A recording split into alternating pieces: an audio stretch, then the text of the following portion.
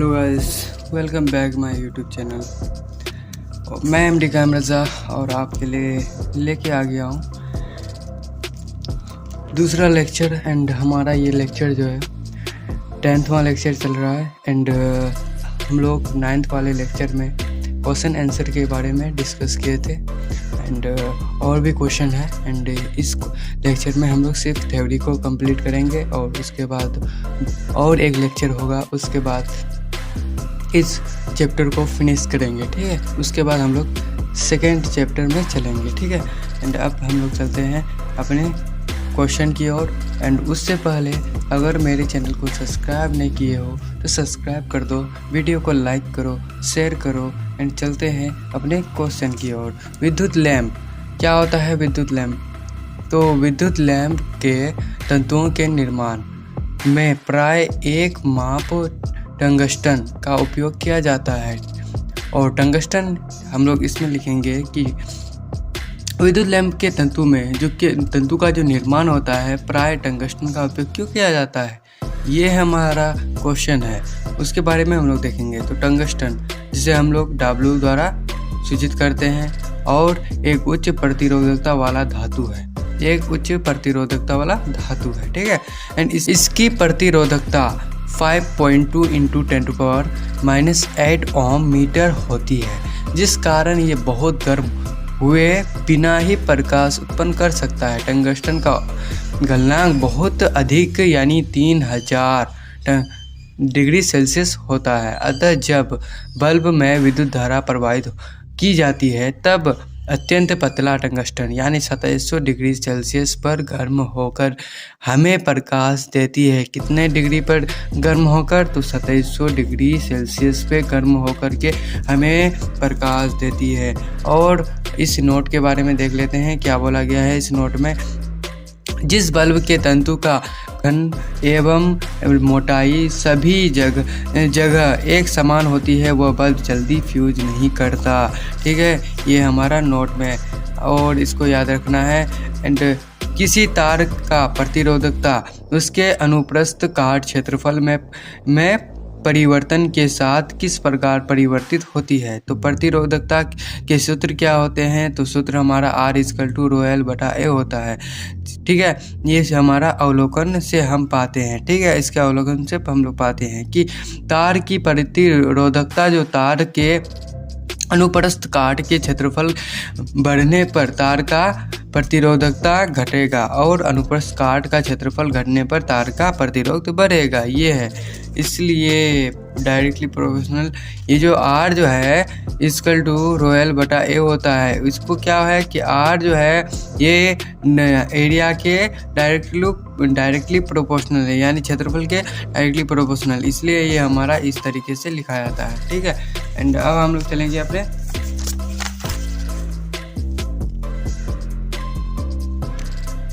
अब हम लोग अपने नेक्स्ट क्वेश्चन की ओर चलेंगे। इस क्वेश्चन में क्या बोला गया है? तो विद्युत संचारण के लिए प्राय कॉपर तथा एल्युमिनियम के तारों का उपयोग क्यों किया जाता है? क्या रीज़न है? तो इसके बारे में देखेंगे। तो विद्युत संचारण के लिए प्राय कॉपर तथा एल्युमिनियम के तारों का उपयोग किया जाता है। इसके निम्नलिखित कारण है। एल्युमिनियम तथा कॉपर तारों का प्रतिरोधकता बहुत कम होती है, अर्थात ये बहुत धारा का अच्छा चालन करती है। और कॉपर तथा एल्युमिनियम, दूसरा में बोला गया है कि कॉपर तथा एल्युमिनियम सस्ती और क्या होता है पर्याप्त मात्राओं में पाए जाने वाली धातु होती है। ठीक है, एंड कॉपर, तीसरे पॉइंट में क्या बोला है कि कॉपर तथा एल्युमिनियम संरक्षित नहीं होते हैं और जो जंग नहीं पकड़ते हैं, संरक्षित नहीं होते हैं। और कॉपर तथा एल्युमिनियम हल्की धातु है। क्या है? हल्की धातु है। यदि यही कारण है कि कॉपर तथा एल्युमिनियम का उपयोग विद्युत संचारण के लिए तारों के रूप में उपयोग किया जाता है। अब हमारा ये नोट को देख लेते हैं। नोट में क्या बोला गया है? तो नोट में देखते हैं कि चांदी सबसे अच्छा चालक है, लेकिन ये महंगा होने के कारण उसका उपयोग बहुत तारों में यानी विद्युत धारों में नहीं किया जाता है। ठीक है। और शक्ति, अब तीसरा हम नेक्स्ट क्वेश्चन में देखेंगे कि शक्ति या विद्युतीय शक्ति क्या है, इसके मात्रकों को भी लिखें और इसके लिए व्यंजक भी प्राप्त करें। क्या होता है विद्युत शक्ति? तो इकाई समय में किया गया कार्य को शक्ति कहा जाता है। क्या कहते हैं, शक्ति किसे कहते हैं? तो इकाई समय में किया गया कार्य को हम लोग शक्ति कहते हैं। और कार्य चूँकि ऊर्जा से संपन्न होती है, अतः इकाई समय में खर्च ऊर्जा को भी शक्ति कहा जा सकता है। और किसी विद्युत परिपथ में किया गया कार्य या खर्च ऊर्जा को विद्युतीय शक्ति ये कहा जाता है। और विद्युतीय शक्ति को P द्वारा सूचित किया जाता है, और या JS यानी जूल पर सेकेंड या वाट होता है, ठीक है। एंड इसका व्यंजक देखते हैं कि शक्ति इक्वल टू क्या होता है, कार्य बटा समय होता है। ये होता है, आप लोगों को पता है, ये फॉर्मूला तो पता ही है कि शक्ति क्या होता है, जो शक्ति इक्वल टू कार्य बटा समय होता है, यानी वर्क बाय टाइम होता है। W इक्वल टू VQ यानी P इक्वल टू VQ लिखेंगे, VQ बाई T, और P इक्वल टू VIT कहाँ से आया, तो Q इक्वल टू IT होता है, तो Q के जगह हम लोग IT लिखेंगे, और IT खत्म हो जाएगा तो क्या हो जाएगा, P इक्वल टू VI हो जाएगा, ठीक है। And P equal to V into R into I यानी V इक्वल टू IR से, ठीक है। अब इसका जो है क्या हो जाएगा, I क्या हो जाएगा, तो हमारा I स्क्वायर हो जाएगा। तो P इक्वल टू क्या हो जाएगा, I को हम लिख सकते हैं, ओम क्या होता है, ओम का V square by R square होता है इंटू R यहाँ R है, यहाँ से R एक खत्म हो जाएगा, यहाँ R खत्म हो जाएगा, तो V स्क्वायर बाई R हो जाएगा। ये हमारा क्या आया, तो ये हमारा शक्ति और विद्युत शक्ति जिसे हम लोग कहते हैं उसका हमारा व्यंजन प्राप्त हुआ, ठीक है। एंड अब हम लोग चलेंगे अपने नेक्स्ट क्वेश्चन में। तो नेक्स्ट क्वेश्चन में क्या बोला गया है, तो BOT यूनिट क्या है, तो BOT का विस्तार बोर्ड ऑफ ट्रेंड यूनिट होता है। इसके द्वारा हम अपने क्या हो रहा है कि हम अपने घरों में खर्च किए गए बिजली का भुगतान करते हैं। जो हमारा मीटर लगा हुआ रहता है घर में, उसको मापने के लिए ये बोर्ड, इसे BOT यूनिट द्वारा मापा जाता है। एंड आप लोगों को, किसी को पता होगा, किसी को नहीं भी पता होगा, तो आप लोग जान लीजिए। ये हमारा जो है, ये थ्योरी है, लेकिन ये एक्स्ट्रा पॉइंट है, इसको आपके बुक में नहीं दिया गया है, इसलिए मैं अपने तरफ से आपको एक्स्ट्रा अतिरिक्त दे रहा हूँ ज्ञान, ठीक है। एंड उसको आप लोग लेते जाइए। एंड क्या है कि एक बोट यूनिट 1 kg यानी वाट घंटा के बराबर होता है, जो 36 लाख जूल या 3.6 इंटू 10⁻⁻6 जूल के बराबर होता है। वन बोट यूनिट बराबर क्या होता है, 1 यानी किलोमीटर प्रति घंटा होता है, और 1 किलो वाट 1 घंटा, 1 आवर, 1 किलो आवर यानी वाट। अब इसको अगर ये करोगे तो ये हमारा 10⁻³ इंटू 6 यानी 60 मिनट, और ये 60 सेकेंड। इसको आप लोग ये करोगे तो 36 लाख जूल आएगा, ठीक है। ये हमारा क्या है, इसे अगर पॉइंट में लिखना चाहो तो ये हमारा, इसको याद रखना है, ठीक है। इसको ऑब्जेक्टिव में पूछ सकता है। 1 बोट यानी BOT यूनिट जो होता है 3 इंटू 10⁻⁻6 जूल होता है, ठीक है। इसको याद रखना है। एंड इसको समझने के लिए, इस फॉर्मूला को समझने के लिए आप लोगों को क्या चाहिए कि आप लोगों को क्वेश्चन चाहिए। तो क्वेश्चन को आप लोगों को बनाना बहुत ज़रूरी है। तो देख लेते हैं कुछ क्वेश्चन और आप लोग उसके बेसिस पे बना सकते हैं, ठीक है। तो एक छात्रावास में 50 वाट के यानी 360 बल्ब प्रति दिन 6 घंटे जलाए जाते हैं, तो 2 रुपया प्रति यूनिट की दर से। तो महीने का बिल क्या होगा, तो बताएं। तो हमको क्या दिया गया है, P दिया गया है जो 50 वाट है, और कितना दिन में 360 बल्ब है, इसको मल्टीप्लाई कर देंगे, और टाइम कितना 6 घंटा। तो टाइम में क्या होता है 60 मिनट बराबर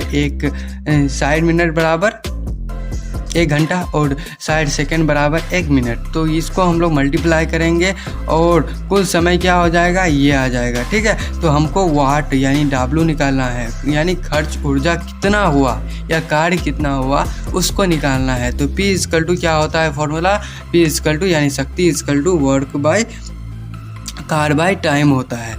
तो W = P × T भी लिख सकते हैं। तो हमारा W कितना दिया गया है, तो W का मान को निकालें P × T।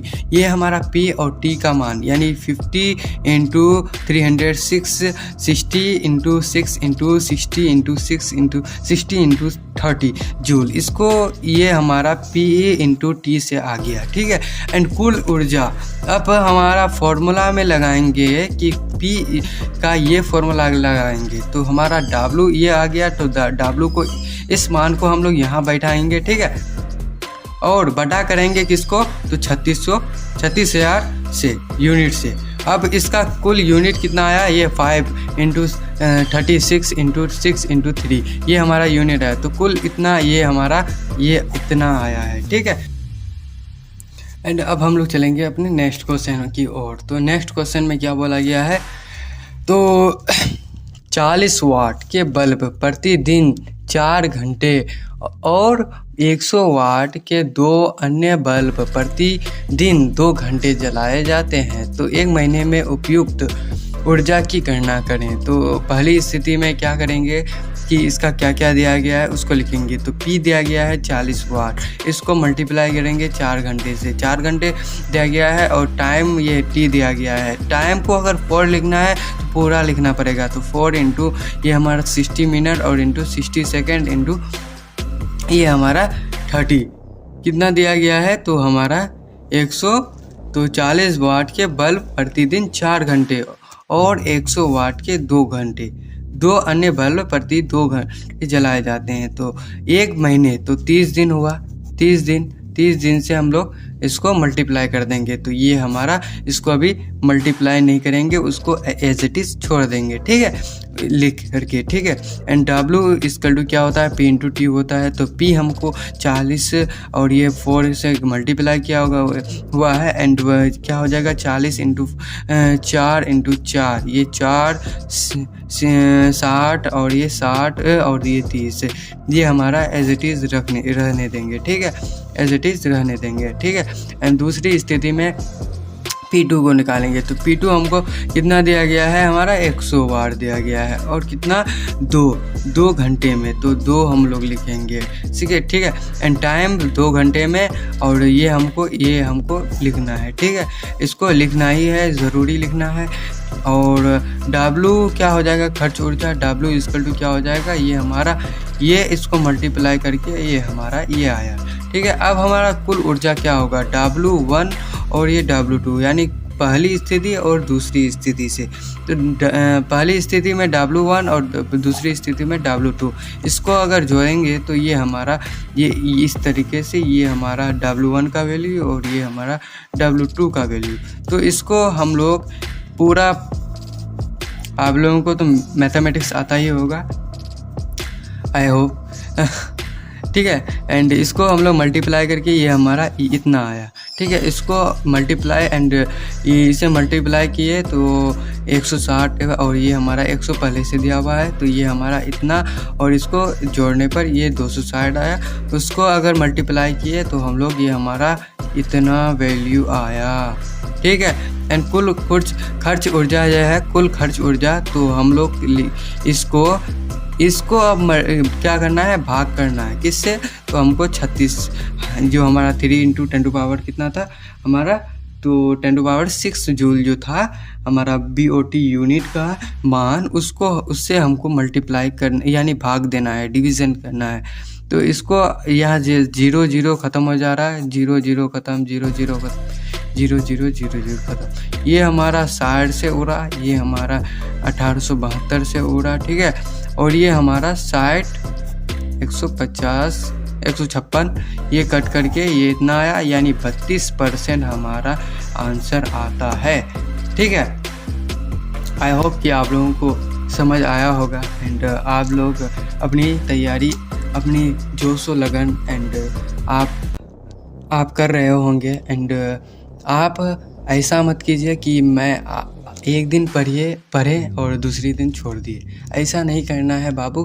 आपको हर दिन रेगुलर आपको अपना लेक्चर पूरा करना है, ठीक है। कितना मिनट का वीडियो है, तो कम से कम मैक्सिमम 20 मिनट का हो जाता है, ठीक है। तो उसको 20 मिनट को पूरा करने के लिए आपको कितना, तो आपको लगभग 1 घंटा चाहिए लिख करके। तो आप लोग अपना नोट बना करके वीडियो को समझ करके 1 घंटा लगेगा, उसको आप लोग लिखना है, ठीक है। आपको अपनी मेहनत पे हमेशा कायम रहना है, ठीक है। एंड वीडियो को लाइक करो। एंड चैनल में नहीं आए हो तो सबसे पहले आप लोग अपने फर्स्ट चैप्टर का लेक्चर देखो एंड उससे आप लोग अपने यानी पहला फर्स्ट से शुरू करो, आप रेगुलर देखते जाओ, ठीक है। एंड उससे आप लोगों को क्लैरिटी आते रहेगा और आप लोग नोट बनाते चलिए और उसको याद करते चलिए। एंड आप अपने बुक को भी पढ़ते रहिए और उसका क्वेश्चन भी बनाते रहिए, ठीक है। एंड हर बुक को आपको इक्वल टाइम देना है। जो आपको ज़्यादा आ रहा है, जो आपका मजबूत है, उसको आपको कम टाइम देना है। एंड जो आपको नहीं आ रहा है, जो आपको दिक्कत हो रही है, उसको आप पहले उसको तैयारी कीजिए, ठीक है। एंड मेरे चैनल में नहीं आए हो तो चैनल को सब्सक्राइब करो, वीडियो को लाइक करो, शेयर करो। And thank you for watching the video.